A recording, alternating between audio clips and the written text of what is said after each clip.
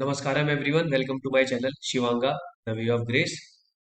ये जो video series चल रही है, दो पार्ट में बना चुका हूँ कर्मा के ऊपर। अगर आप लोगों ने वो वीडियोस नहीं देखे तो प्लीज वो वीडियो जाकर देखिए। मैं लिंक ऊपर डिस्क्रिप्शन में भी ऊपर आई बटन में भी दे दूंगा, और आप डिस्क्रिप्शन में भी जाकर देख सकते हैं। दोनों लिंक वहां पर दिए गए होंगे। तो कर्मा के ऊपर हमने कुछ बातें कर ली हैं ऑलरेडी कि what is Karma, types of Karma depending upon physical, mental and energy body. इसके बाद types of Karma good and bad, types of Karma प्रारब्ध एंड संचिता। यहाँ तक हमने बात कर ली है। अब सबसे जब तक अगर आप अपनी वीडियो देख ली होंगी तो इसके बाद आपके दिमाग में सवाल आ रहा होगा, प्रारब्ध और संचित वाले की जब आपने वीडियो देख लेंगे तो आपके दिमाग में सवाल आ रहा होगा, भाई पहला कर्मा क्रिएट हुआ कैसे, कैसे क्रिएट हुआ। तो वो कॉन्सेप्ट आज हम जानेंगे और मजा आ जाएगा ये कॉन्सेप्ट जानने के बाद। When and how was the first Karma created. दरअसल आप एक बार सदगुरु से किसी ने क्वेश्चन पूछा था। वो बुद्धिस्ट, मतलब गौतम बुद्ध को फॉलो करने वाला लड़का था कोई। तो उसने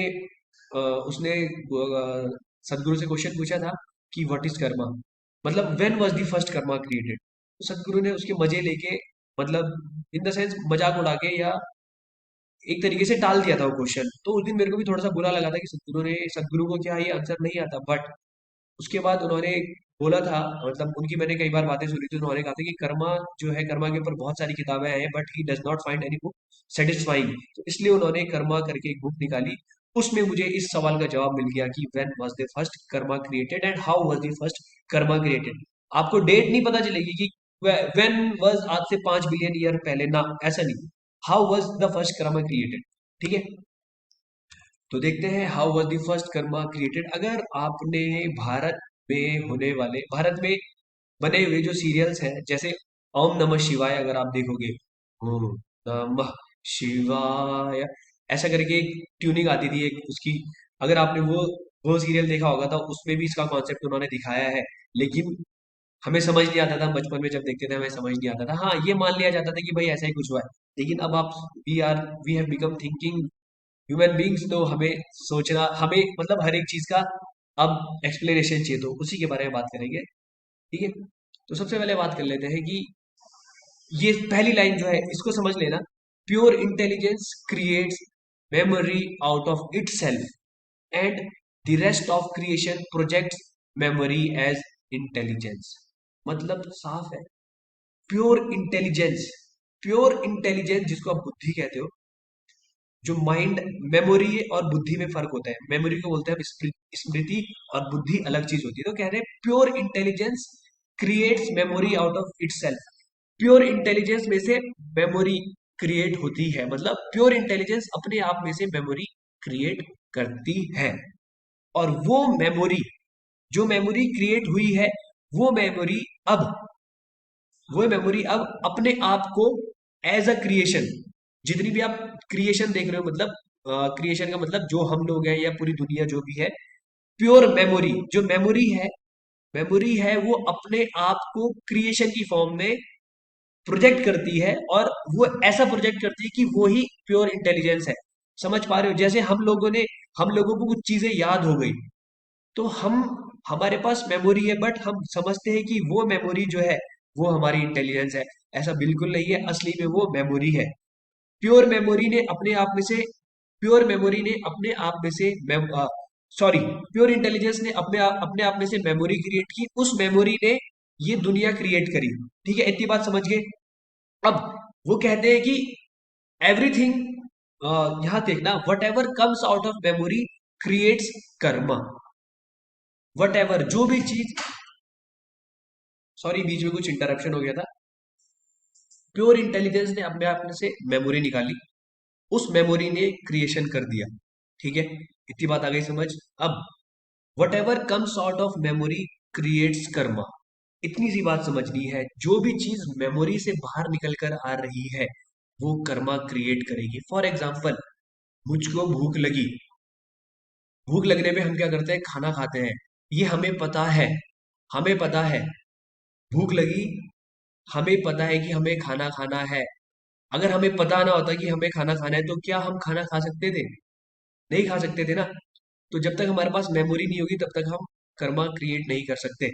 जब तक हमारे पास मेमोरी नहीं होगी तब तक हम कर्मा क्रिएट नहीं कर सकते। अगर मुझे किसी चीज की ड्राइंग बनानी है, तो जैसे किसी को सचिन तेंदुलकर की पेंटिंग बनानी है तो भैया उसको सचिन तेंदुलकर की शक्ल के बारे में मालूम होना चाहिए, otherwise he can not create it. So जब वो कुछ क्रिएशन कर रहा है उस समय वो कर्मा क्रिएट कर रहा है। ठीक है, कर्मा क्रिएट कर रहा है, और कर्मा क्रिएट करने के लिए आपको क्या चाहिए?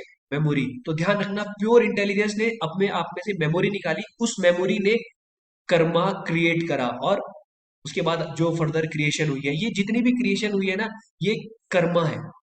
ये आया है किसी मेमोरी से। कुछ भी चीज अगर आपको क्रिएट करनी है तो आपके पास उसके लिए एक पूरा प्लान होना चाहिए आपके दिमाग के अंदर।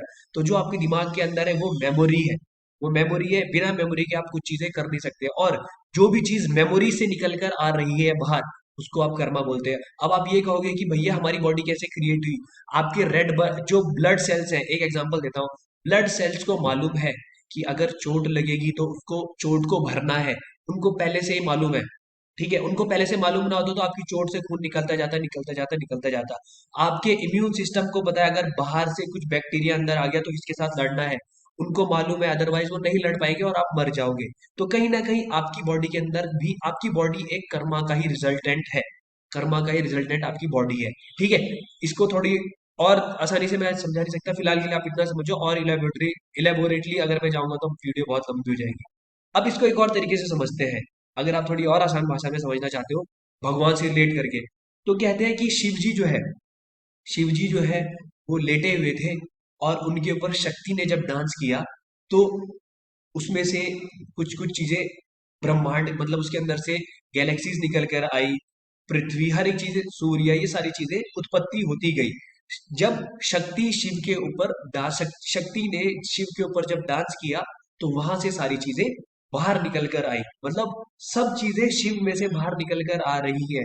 तो अगर मैं इसको अब कंपेयर करना चाहूं तो Shiv is pure intelligence. Shiv है प्योर इंटेलिजेंस, उस प्योर इंटेलिजेंस का एक पार्ट है मेमोरी, जिसको हम कहते हैं शिव, जिसको हम कहते हैं शक्ति। शक्ति की वजह से ये क्रिएशन हुई है। अगर शक्ति शिव में से बाहर ना आती तो ये क्रिएशन ना हो पाती। शिव में से, शिव का एक भाग है शक्ति, और वो शक्ति ने क्रिएशन करी है। वो शक्ति जब शिव के ऊपर डांस करा, शिव शिव के ऊपर उसने डांस करा, तब जाके क्रिएशन आपको नजर आई। ठीक है, अब शिव शक्ति का जो कॉन्सेप्ट है वो भी समझ लेते हैं। शिवा इज प्योर इंटेलिजेंस, मैंने आपको बता दिया, and Shakti is memory that has been created by Shiva. Shiv के अंदर से शक्ति आई है, शक्ति ने बाकी ये दुनिया में क्रिएशन करी है। तो जो क्रिएशन हो रही है, the creation is happening only because of शक्ति। क्रिएशन जितनी भी हो रही है वो शक्ति की वजह से हो रही है। शक्ति किस चीज को रिप्रेजेंट कर रही है? मूवमेंट को या डायनामिज्म को। तो क्रिएशन अगर आप देखोगे, जितना भी फिजिकल वर्ल्ड है वो एक ना किसी तरीके से वहां पर आपको मूवमेंट नजर आ रही है। जो गैलेक्सीज है वो भी रोटेट कर रही है, ठीक है, वो भी मूवमेंट में है, सन के अराउंड रोटेशन चल रहा है। और जो हमारी पूरा सोलर सिस्टम है वो भी किसी ना किसी बड़े सोलर सिस्टम के अराउंड रोटेट कर रहा है। ये आप जाके देख भी सकते हो, ये सारे डाटा अवेलेबल हैं। तो यहाँ पे कॉन्सेप्ट यही है कि first Karma was, when was the first, how was the first Karma created? Pure intelligence ने अपने आप में से मेमोरी निकाली, उस मेमोरी ने क्रिएशन करी, और या फिर उस मेमोरी ने कर्मा क्रिएट करा। क्रिएशन का मतलब ही कर्मा है। अगर आपको क्रिएशन से बाहर निकलना है तो आपको अपने कर्मास को डिस्ट्रॉय करना पड़ेगा, तभी आप क्रिएशन से बाहर निकल सकते हो। ओके, यहाँ पर एक चीज और है, what ever is divide of memory can not create Karma. इसके बारे में हम आगे बात करेंगे। तो मेरे हिसाब से इस वाले जो वीडियो सेशन है, इसमें मैंने आपको ये बता दिया कि कर्मा किस तरीके से क्रिएट हुआ था। अगर आपको कोई और कॉन्सेप्ट मालूम है तो प्लीज मेरे को बताइएगा जरूर। किसी को ऐसा लगता है कि उसको कोई और कॉन्सेप्ट मालूम है तो मुझे जरूर बताइएगा, I am ready to hear. और अगर नहीं मालूम तो फिलहाल के लिए आप ये कॉन्सेप्ट से काम चला सकते हो, क्योंकि मुझे लगता नहीं ये कॉन्सेप्ट कहीं पर फेल होने वाला है। साइंटिस्ट भी एक ना एक टाइम के बाद इसी कॉन्सेप्ट के साथ जरूर, मतलब इसी कॉन्सेप्ट के साथ वो एग्री होंगे, उनको होना ही पड़ेगा, क्योंकि मेरे को लगता नहीं इसके अलावा कुछ और होता होगा। क्योंकि अगर आप अपने वेद पुराण भी उठा के देखोगे तो उनमें भी यही सारी चीजें लिखी हुई है। अब इसके बाद का जो सेशन है कर्म योगा के ऊपर होगा, और बहुत ज्यादा भ्रांति है, वो क्लियर करेंगे, लेकिन इस वीडियो में लंबी हो जाएगी, अगली वीडियो में बनाऊंगा। मिलते हैं नेक्स्ट वाली वीडियो में। वीडियो देखने के लिए धन्यवाद, मिलते हैं नेक्स्ट वीडियो में, नमस्कार।